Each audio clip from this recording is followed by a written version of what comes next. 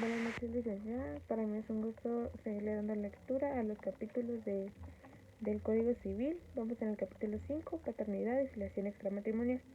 Artículo 209. Igualdad de derechos de los hijos. Los hijos procreados fuera de matrimonio gozan de iguales derechos que los hijos nacidos de matrimonio. Sin embargo, para que vivan en el hogar conyugal se necesita el consentimiento expreso del otro cónyuge. Artículo 210. Reconocimiento del padre. Cuando la filiación no resulte del matrimonio ni de la unión de hecho registrada de los padres se establece y se prueba con relación a la madre de solo hecho del nacimiento y con respecto al padre por el reconocimiento voluntario o por sentencia judicial que declare la paternidad. Artículo 211. Formas de reconocimiento.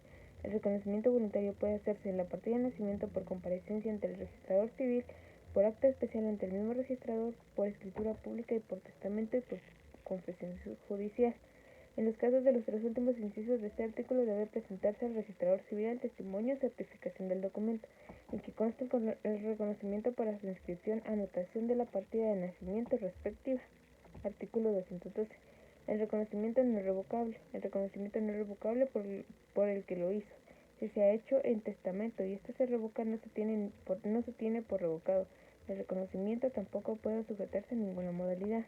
Artículo 213. Es válido el reconocimiento que se hace por medio de testamento, aunque éste declare nulo por falta de requisitos testamentarios, especialmente que se hubieran anulado en el acto si solo se hubiera otorgado el reconocimiento. Artículo 214. Reconocimiento de ambos padres. Los padres pueden reconocer al hijo conjunta o separadamente. El reconocimiento hecho por uno de los padres solo produce efecto respecto de él. El padre o la madre que no intervino en el acto, así como propio hijo o tercero interesado legítimamente, puede impugnar el reconocimiento dentro de 6 meses a contar del día en el que tal hecho fuera conocido por ellos. Si el hijo fuera menor de edad, puede contradecir el reconocimiento dentro del año siguiente a su mayoría. Artículo 215. Reconocimiento separado. Cuando el padre y la madre hicieran el reconocimiento separadamente, no estarán obligados a revelar el nombre de la persona con quien hubieran tenido el hijo. Artículo 216. Reconocimiento por los abuelos. En caso de muerte, incapacidad de padre o de madre, el hijo puede ser reconocido por el abuelo paterno o por el abuelo materno, respectivamente. Si él capaz cobrare la salud, podrá impugnar el reconocimiento dentro del año siguiente del día que tenga conocimiento de aquel hecho. Artículo 217. Reconocimiento por el menor de edad. El varón menor de edad no puede reconocer a un hijo sin el consentimiento de los que ejercen sobre él la patria potestad o de la persona bajo cuya tutela se encuentre o falta de esta, sin autorización judicial. Artículo 218. La mayoría de 14 años sí tiene la capacidad civil necesaria para reconocer a sus hijos, sin necesidad de obtener el consentimiento a que se refiere el artículo anterior. 210. Derechos de la mujer que ha cuidado a un niño. La mujer que ha cuidado a un niño como hijo suyo, ya prohibido a su subsistencia, educación, tiene derecho a que no lo separen de ella por efecto del reconocimiento que un hombre ha hecho del menor. Pero si fuera obligada a entregarlo por resolución judicial, el padre que pretende llevárselo deberá previamente pagar el monto de lo gastado al sostenido del niño. 220. Acción judicial de filiación. El hijo que no fuera reconocido voluntariamente tiene derechos a pedir judicialmente se declare la filiación y este derecho nunca prescribe respecto de él. Los herederos del hijo podrán conseguir la acción de este dejar iniciada al tiempo de su fallecimiento o intentarla si el hijo falleciera durante su menor de edad o si hubiera adolecido de incapacidad y moriera en este. Artículo 221. Casos en que puede ser declarada la paternidad. Puede ser declarada judicialmente en cuando exista carta o escritos documentos en que se reconozca cuando el pretensor se halle en posesión notaria de estado de hijo del presunto padre, cuando en los casos de violación, estupro o rapto, cuando la época del delito coincida con la de la concepción y cuando el presunto padre haya vivido mariadablemente con la madre durante la época de la concepción. Con resultado de la prueba biológica del ácido de ADN, determine científicamente la afiliación con el presunto padre, madre e hijo. Si el presunto padre se negara a someter a la práctica dicha prueba ordenada por el juez competente, su negatividad tendrá como prueba de paternidad, salvo prueba en contrario. La prueba del ADN deberá ser ordenada por juez competente, pudiendo realizarse en cualquier institución de carácter pública o privada, nacional extranjera especializada en dicha materia. Este medio de prueba deberá cumplir con los requisitos establecidos en la ley por su admisibilidad en juicios de impugnación de paternidad o maternidad. Será admisible en iguales condiciones y circunstancias la prueba molecular genética del ADN. Artículo 222. Presunción de paternidad. Se presume el hijo de los padres que han vivido variablemente los nacidos después de 180 días contados desde que inician sus relaciones de hecho y los nacidos dentro de 300 días siguientes al día en que cesó la vida común. Contra la presunción del presentarse artículo se admite la prueba biológica del ácido desoxirribonucleico ADN. Artículo 223. Posesión notaria de Estado. Para que haya posesión notaria de Estado se requiere que el presunto hijo haya tratado como tal por sus padres o los familiares de estos y que además concurra de las circunstancias siguientes: que hayan proveído en su subsistencia y educación, que el hijo haya usado constante y públicamente el apellido del padre y que el hijo haya sido presentado como tal en las relaciones sociales de la familia.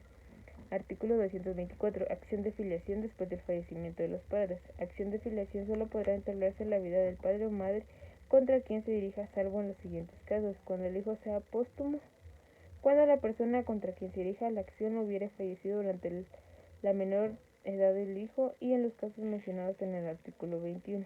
Artículo 225. Indemnización a la madre. La madre tiene derecho a ser indemnizada del daño moral en los casos de acceso carnal delictuoso o de minoridad al tiempo de la concepción. 226. Improcedencia de la acción. La improcedencia, la acción concedida en el artículo anterior y la declaratoria a que se refieren los incisos 3 y 4 del artículo 221 no proceden en los siguientes: si durante la época de concepción la madre tuvo comercio carnal con persona distinta del presunto padre, y si durante la época de la concepción fue manifestantemente imposible al demandado tener acceso carnal con la madre. 227. Reconocimiento es el acto declarativo. El reconocimiento voluntario judicial son actos declarativos de la paternidad y por consiguiente surten efectos desde la fecha de nacimiento del hijo. Sobre la calidad de hijo no puede celebrarse transacción ni compromiso alguno. Para sí, sobre los derechos pecuniarios que pueden deducirse de la filiación. Capítulo sexto de la adopción. 228. Concepto. Todos los aspectos relativos a la adopción se regirán por la ley de adopciones.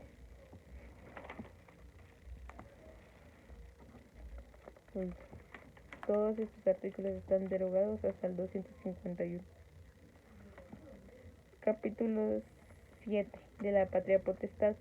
Artículo 252. En el matrimonio y fuera de él, la patria potestad se ejerce sobre los hijos menores conjuntamente por el padre y la madre en el matrimonio y en la unión de hecho, y por el padre o la madre en cuyo poder esté el hijo en cualquier otro caso. Los hijos mayores de edad permanecen bajo la patria potestad solamente que hayan sido declarados en estado de interdicción. 253. Obligaciones de ambos padres. El padre y la madre estarán obligados a cuidar y sustentar hijos que sean o no de matrimonio, educarlos y corregirlos, empleando medios prudentes de disciplina, y serán responsables conforme a las leyes penales si los abandonan moral o materialmente y dejan de cumplir los deberes inherentes a la patria potestad. 254. Representación del menor incapacitado. La patria potestad comprende el derecho de representar legalmente al menor o incapacitado en todos los actos de la vida civil, administrar sus bienes y aprovechar sus servicios atendiendo a su edad y condición. 255. Mientras subsista el vínculo matrimonial o la unión de hecho del padre y la madre, ejercerán conjuntamente la patria potestad, la representación del menor o la incapacitado y la administración de sus bienes. La tendrán también ambos padres conjuntos separadamente, salvo los casos regulados en el artículo 115. O en la separación de divorcios, con la que representación y la administración la ejercerá quien tenga la tutela del menor o del incapacitado.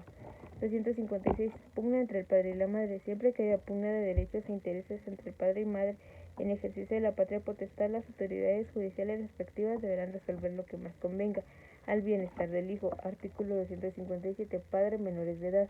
Si padres fueran menores de edad, la administración de los bienes de los hijos será ejercitada por la persona que tuviera la patria potestad o la tutela sobre el padre. 258. Hijo adoptivo. La patria potestad sobre el hijo adoptivo la ejerce únicamente la persona que lo he adoptado, por declaración judicial de adoptabilidad dictada por el juez de la niñez y la adolescencia. 259. Capacidad relativa de los menores. Los menores de 14 años tienen capacidad para contratar su trabajo, percibir la retribución convenida con la que ayudarán a sus padres para su propio sostenimiento. 260. Los hijos deben de vivir con sus padres casados o unidos.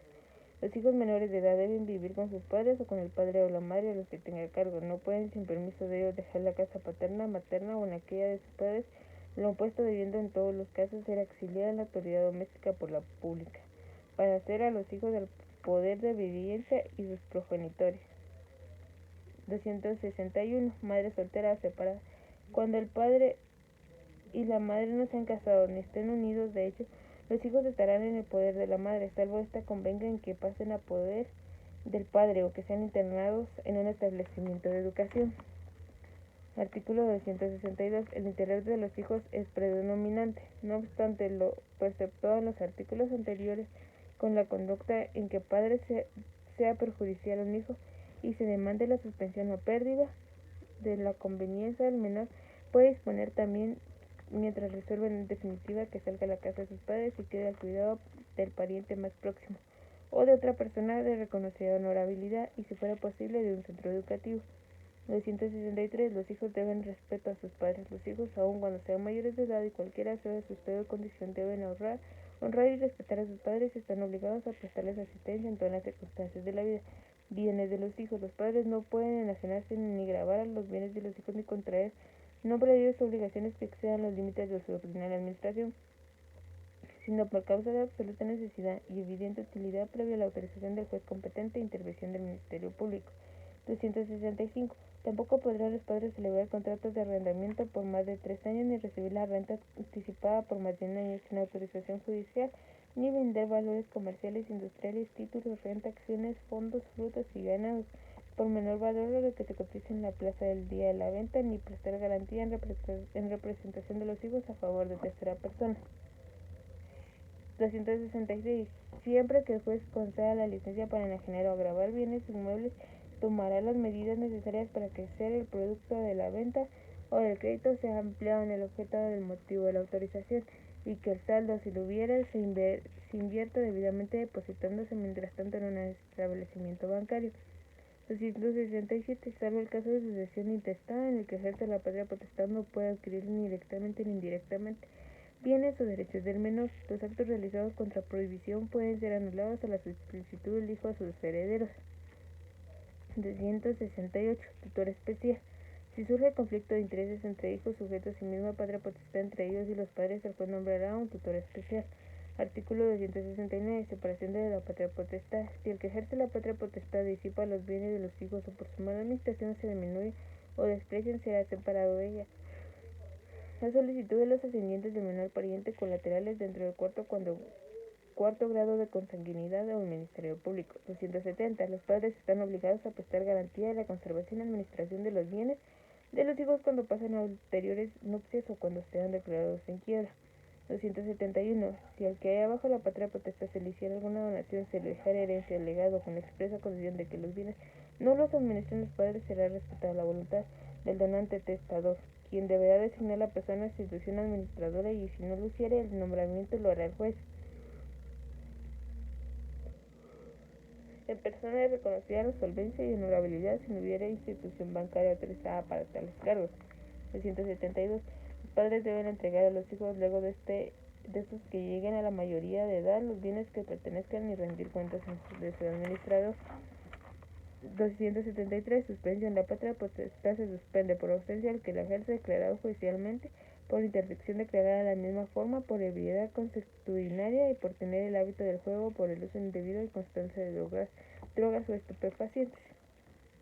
274. Pérdida. La patria potestad se pierde por las costumbres depravadas, escandalosas de los padres, dureza excesiva en el trato de los hijos, abandono de los bienes de sus deberes familiares, por dedicar a los hijos a la mendicidad o darles órdenes, consejos, insinuaciones y ejemplos corruptos, por delito cometido por uno de los padres contra el otro o contra la persona de alguno de sus hijos, por la exposición del abandono que el padre y la madre hiciera a sus hijos para que los haya puesto y abandonado, por haber sido condenado 2 o más veces por el delito del orden común y si la pena excediera 3 años de prisión por cada delito. 275. El que haya sido suspendido en el ejercicio de la patria potestad o si lo hubieran perdido no quedará exonerado de las obligaciones de sus hijos que se establecen en el capítulo. 276. Solo podrán promover las acciones de pérdida o suspensión de la patria potestad los descendientes del menor, sus parientes colaterales dentro del cuarto grado de consanguinidad y el Ministerio Público. El progenitor inocente y el Ministerio Público serán parte en el juicio de todos los casos. Artículo 277. Restablecimiento. En vista de las circunstancias de cada caso puede hacer petición de parte, establecer a la madre en el ejercicio de la patria potestad los siguientes casos: cuando la causa de la suspensión de la pérdida hubieran desaparecido, no fueron por cualquier delito contra las personas o los bienes de los hijos; cuando en el caso de delito cometido contra el otro cónyuge a quien se refiere el inciso 3 y artículo 274 no haya debidamente reincidencia y hubiera existido circunstancias atenuantes; y cuando la rehabilitación fue pedida por los hijos mayores de 14 años por su tutor, siempre que la causa de pérdida de potestad no estuviera comprendida entre los casos específicos que determina el inciso 1. Capítulo 8. De los alimentos entre parientes. Concepto. La denominación de alimentos comprende todo lo indispensable para el sustento, habitación, vestido, asistencia médica y también la educación e instrucción alimentaria cuando es menor de edad. 279. Los alimentos se han de ser proporcionados por las circunstancias personales y pecuniarias de quien los debe y de quien los recibe, y serán fijados por el juez en dinero. Al obligado se le puede permitir que los alimentos los preste de otra manera cuando el juicio medique en razón de los justifiquen. 280. Los alimentos se reducirán o aumentarán proporcionalmente según el aumento o disminución que sufran las necesidades de la alimenticia y la fortuna del que hubiera sido satisfacerlos. Artículo 281. Los alimentos solo se deben en la parte en que los bienes y el trabajo alimenticio no alcancen a satisfacer sus necesidades. Artículo 282. No es renunciable ni transmisible a un tercero, ni embargable el derecho a los alimentos. Tampoco pueden compensarse con lo que el alimentista debe a que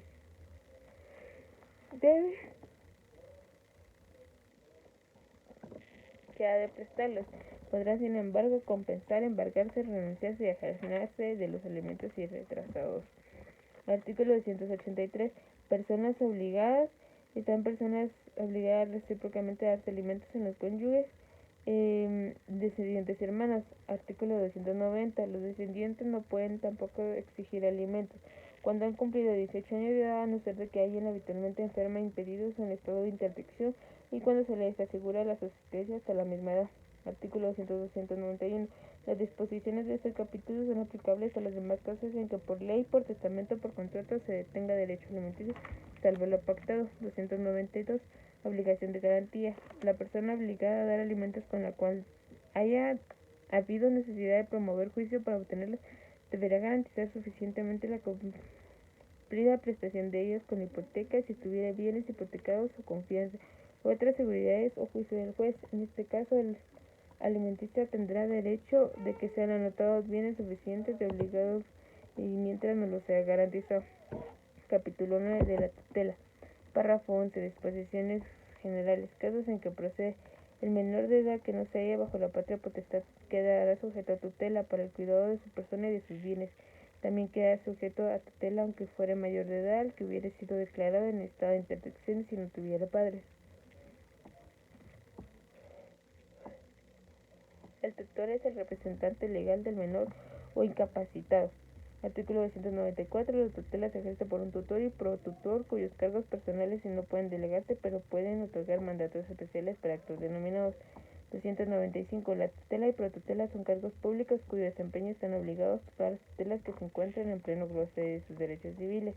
Clases de tutela. La tutela puede ser testamentaria, legítima y judicial.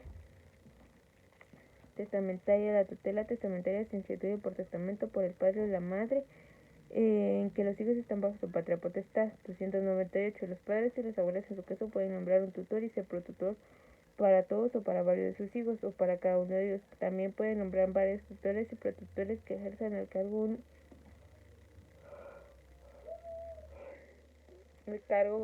en defecto de otro respectivamente la orden de la designación. 299. Legitimidad. La tutela legítima de los menores corresponden en la orden siguiente: al abuelo paterno, a la abuela materna, al abuelo paterno y a la abuela materna, y a los hermanos sin distinción de sexo, siendo preferidos los que procedan de ambas líneas, entre estos el ser mayor de edad y capacidad. La línea materna será preferida a la paterna para la tutela de los hijos fuera de matrimonio. Sin embargo, mediante motivos justificados para variar la procedencia, puede el juez nombrar pariente que reúne las mejores condiciones de reconocimiento y familiaridad. Artículo 300. Judicial. La tutela judicial procede nombramiento del juez competente cuando no haya tutor testamentario ni legítimo. Para el Ministerio Público y cualquier otra persona capaz debe denunciar a la autoridad el hecho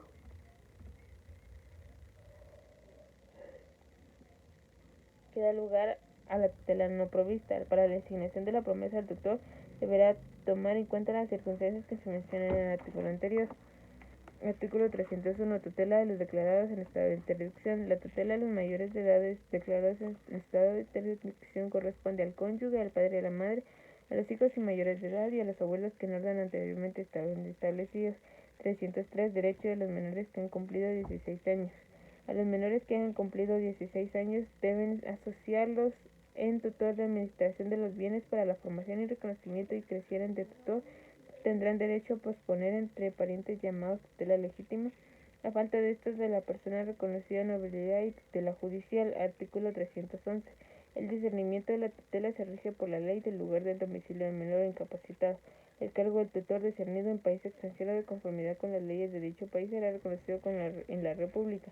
Artículo 312. Las facultades de los tutores respecto de los bienes que el menor incapacitado tuviera fuera del lugar de su domicilio se ejercitarán conforme a la ley del lugar al que hayan sido situadas. Párrafo 2. Inhabilidad y excusas para la tutela. Artículo 314. Prohibiciones. No se puede ser tutor ni protutor el menor de edad y el incapacitado, el que hubiera sido penado por robo, hurto, estafa, falsedad, falsos o delito contra la honestidad y otros delitos del orden común que merezcan pena mayor de 2 años. El que hubiera sido removido de otra tutela no hubiera podido rendido cuenta, sus meditaciones se hubieran rendido si no se hubiesen aprobadas. El ebrio consuetudinario, el que haga uso habitual de estupefacientes, el vago y el de notoria mala costumbre o mala conducta. El fallido concursado mientras no haya obtenido su rehabilitación, el que tenga pendiente el litigio propio de sus ascendientes, descendientes, cónyuges con el menor de incapacitado, el que haya perdido el ejercicio de la patria potestad o la administración de los bienes de los hijos, el acreedor o deudor del menor por cantidad apreciable en relación con los que haya sido nombrado por testamento, el que no tenga domicilio en la República, y el ciego y el que padezca enfermedad grave, incurable o contagiosa. Artículo 317. Excusa. Pueden excusarse de tutela y protutela los que tengan a su cargo otra tutela o protutela, los mayores de 60 años, los que tengan bajo patria potestad 3 o más hijos, las mujeres, los que por sus limitados recursos no puedan atender el cargo sin menoscabado de su subsistencia, los que padezcan enfermedad habitual que les impida cumplir los deberes de su cargo, y los que tengan que ausentarse en la República por más de un año.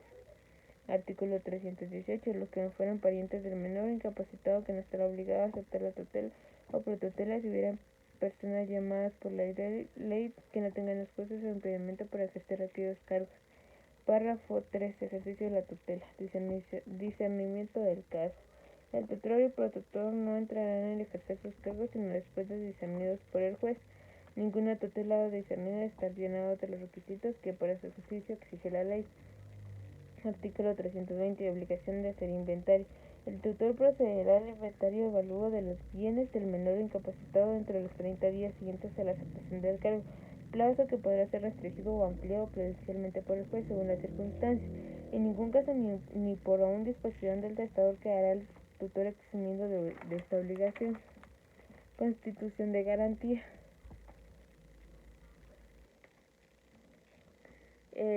Practicando el inventario, el tutor y protutor quedan solidariamente a promover la constitución de la garantía, salvo que no haya bienes o que, tratándose de tutor testamento, hubiera sido relevado esta obligación para el testador en cuanto a los bienes de la gerencia o donación del legado. Artículo 323. La garantía deberá asegurar el importe de los bienes muebles que reciba el tutor y promedio de la renta de los bienes de los últimos 3 años anteriores a la tutela y las utilidades que durante un año puede percibir el púlpito de cualquier empresa. Artículo 324. La garantía deberá aumentarse o disminuirse según aumente o disminuya el valor de los bienes expresados y en la que esté constituida. Artículo 329. Las alhajas, muebles preciosos, efectos públicos, bonos, acciones y valores que al juicio del juez no hayan de estar en poder del tutor sean depositados en un establecimiento autorizado por la ley para recibir depósitos. 330. Carrera u oficio o profesión del menor. El tutor destinará al menor oficio o profesión que se elija según sus circunstancias. Si ya había iniciado alguna de estas actividades durante la patria protestante, el tutor no puede variarlas sin autorización del juez, por lo cual debe tomarse en cuenta las aptitudes y circunstancias del menor. Artículo 331. El púlpito debe ser respeto y obediencia al tutor, que tiene respeto de aquel que las facultades de los padres con limitaciones que la ley establece.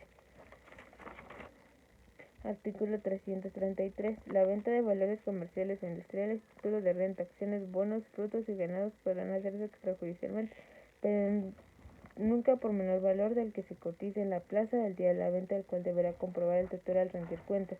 Artículo 334. El tutor responde a los intereses legales del capital del pupilo cuando por su omisión o una diligencia quede improductivo o sin empleo. Artículo 335. El tutor no puede, sin autorización judicial, liquidar que forme parte del matrimonio del comerciante de industria que este causante hubiera estado dedicado. Artículo 341. Cuando el tutor y protutor hubieran sido removidos por culpa, no tendrán derecho a recibir retribución alguna. El tutor está obligado a llevar una contabilidad comprobada y exacta de todas las operaciones de administración en libros autorizados, aun cuando este testador hubiera revelado al rendir cuentas. Al final de su cargo presentará una memoria de resumen de los actos llevados a cabo. Párrafo cuarto. Rendición de cuentas de la tutela. Artículo 343. El tutor deberá rendir cuentas anualmente y al concluirse la tutela cesará su cargo. 344. La rendición anual de cuentas será ante el juez con intervención de protutela y del Ministerio Público. Artículo 348. Los gastos de la rendición de cuentas serán en el cargo menor incapacitado. Artículo 350. El saldo de las cuentas que restablece a favor o en contra del tutor produce un interés legal. Artículo 351. Prescripción de acciones. Las acciones u obligaciones recíprocamente corresponden al tutor y pupilo de la relación ejercida de la tutela. Se extinguen a los 5 años de la concluida esta. Capítulo 9 del patrimonio familiar. Concepto. El patrimonio familiar es la institución jurídico-social por la cual se destina uno o más bienes a la protección del hogar y sostenimiento de la familia. 253. Bienes sobre los cuales puede constituirse las casas de habitación, los predios, parcelas cultivables, los establecimientos industriales, comerciales que sean objeto de explotación familiar, pueden constituir el patrimonio de familia siempre que su valor no exceda la cantidad máxima fijada en este capítulo. Artículo 354. Solo pueden fundarse un patrimonio para que cada familia, por el padre o la madre sobre sus bienes propios o por marido y mujer sobre bienes comunes de la sociedad conyugal. Artículo 356. Caracteres del patrimonio. Los bienes constituidos patrimonio son indivisibles, inalienables, inembargables y no podrán estar grabados ni agravarse salvo que sea de servidumbre. Artículo 359. Si el inmueble constituido en patrimonio familiar fuera inscrito únicamente a nombre de la cabeza de familia, se entenderá que ha sido constituido para sostenimiento del cónyuge, los hijos menores o incapaces y de las personas que tengan derecho a ser alimentadas por el que. Artículo 364. El patrimonio familiar, el término fijo, debe comprender el término indispensable para que el menor de los miembros actuales de la familia alcance la mayoría de edad, pero en ningún caso podrá constituirse un patrimonio familia por término de menos de 10 años. Artículo 365. Terminado el derecho de patrimonio familia de los bienes sobre el que fue constituido, volverán al poder de lo que constituyó a sus herederos y el dominio corresponde al beneficiario tendrán derecho a hacer la indivisión. Capítulo 11. El registro civil. Párrafo 1. Disposiciones generales. El registro civil es la institución pública encargada de hacer constar todos los actos concernientes al estado civil de las personas. 371. El artículo civil efectuará las inscripciones, adopciones matrimoniales, insubsistencia sin nulidad de matrimonio, divorcio, separación y reconciliación posterior, tutelas, protutelas, guardas, defunciones e inscripción de extranjeros y de guatemaltecos naturales y personas jurídicas. Artículo 374. Agentes consulares. Los agentes consulares de la República en el extranjero llevan el registro de los nacimientos, matrimonios, cambios de nacionalidad y defunciones de los guatemaltecos residentes o transunientes en los países en el que aquellos ejerzan sus funciones. De cada partida que siente en sus libros, se remitirá una copia certificada al registro civil de la capital de la República por medio del Ministerio de las Relaciones Exteriores dentro de los 8 días siguientes para que se hagan las inscripciones que corresponden. Artículo 379. Los actas llevarán una numeración cardinal y se extenderán en los libros autorizados a una continuación de otra por riguroso orden de fechas. La inscripción deberá contener los datos que se mencionen en los párrafos respectivos del capítulo. Los formularios serán impresos con sujeción a iguales formalidades. Artículo 380. Siempre que se extienda un acta que tenga relación con otra, deberá anotarse en la partida en la que se haga referencia, la cual modifique.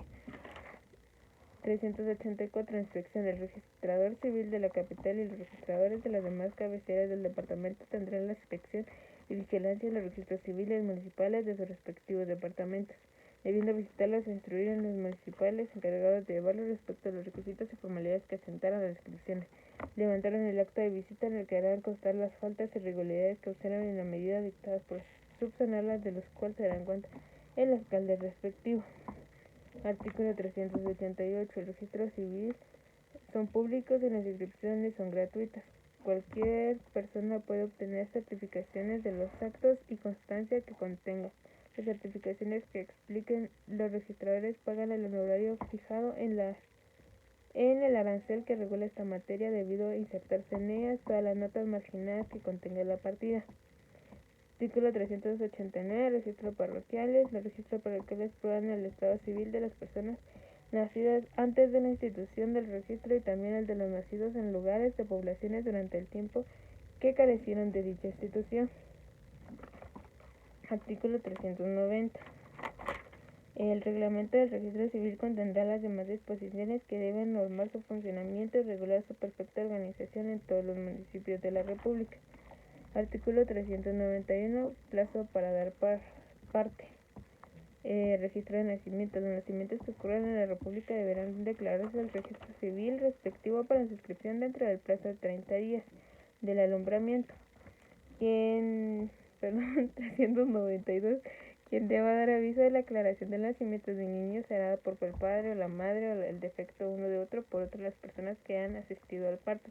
Los padres podrán cumplir esta obligación por medio del encargado especial, pero el registrador deberá aceptarlas para que dentro de un término que no pase de 60 días rectifique las declaraciones. Artículo 396. En caso de duda o de los datos aportados sean sospechosos de falsedad, el registrador se constituirá acompañado de testigos en el lugar en el que el niño hubiera nacido para comprobar la veracidad de la declaración. Artículo 397. Niños expósitos. La administración de los asilos de huérfanos y en general toda persona que hubiera abandonado a un recién nacido o en cuya casa hubiera sido expuesto están obligados a declarar el hecho y exhibir en la oficina del registro las ropas, documentos y demás objetos con que se encontrará, todo lo cual se describe en el acta respectiva. 399. Nacimiento doble. La inscripción de dos o más recién nacidos del mismo por parto será por parte separada por cada uno de ellos, designado especialmente todo signo corporal que pueda contribuir a identificarlos. Artículo 400. Muerte del recién nacido. La muerte del recién nacido no exime de la obligación de registrar el nacimiento de la defunción. Artículo 401. Nacimiento durante un viaje. Si durante un viaje ocurre un nacimiento, se inscribirá en el registro cuya jurisdicción municipal se efectuará el parto.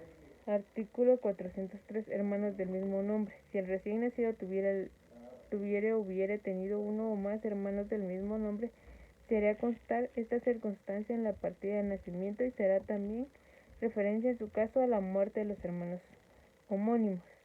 Artículo 404. Anotación de partida. Al margen de las partidas de nacimiento se anotarán las modificaciones del registro civil, identificaciones y cambios de nombre, así como el reconocimiento que hagan los padres en los registros que operen en un sistema de impresión informático. Las anotaciones correspondientes podrán hacer de constar en hojas continuas y estas formarán parte de la guía respectiva. Párrafo 3. Registro de funciones, lugar donde debe inscribirse. Toda función que ocurra en la República debe inscribirse en el registro civil, el lugar donde las personas hubieran fallecido. Personas obligadas a dar aviso al jefe de la casa, establecimiento donde hubiera fallecido alguna persona y demás expresadas en el artículo 392-394.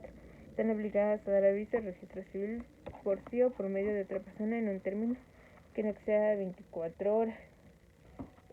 Artículo 409. La constancia expresará en cuanto sea posible el nombre de domicilio que tuvo el difunto, la causa inmediata de la muerte y el día y la hora en que tuvo, debiendo facultativo expresar si estas circunstancias le consta por conocimiento propio o por tercero.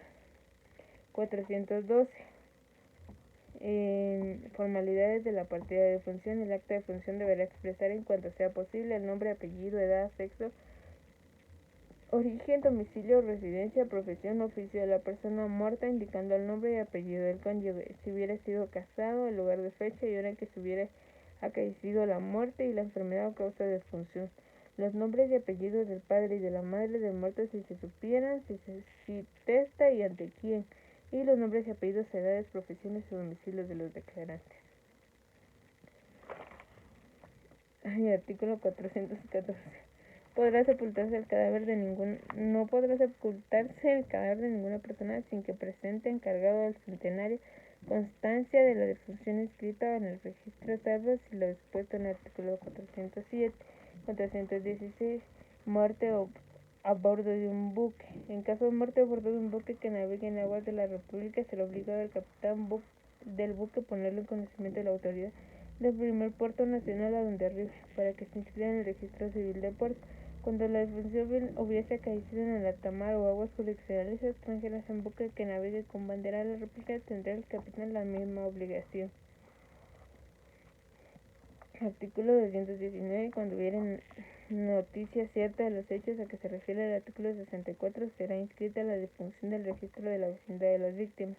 Por los casos del inciso B y C del artículo 64, la autoridad del puerto o aeropuerto nacional donde les hubiera zarpado la nave, el cónsul de la República, el puerto o aeropuerto de su destino, darán aviso del siniestro a sus superiores jerárquicos que quien sean inscritas de las funciones ocurridas. 421. En caso de inhumación clandestina no se inscribirá defunción, sino mandato judicial recaído en causa que para el efecto debe ser instruida.